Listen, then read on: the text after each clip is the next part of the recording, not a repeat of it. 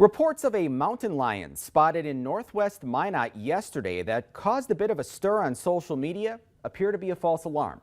A video, which has since been removed, began circulating on Facebook late yesterday of an animal off in the distance in a field just north of Minot State University with a caption indicating it was a mountain lion.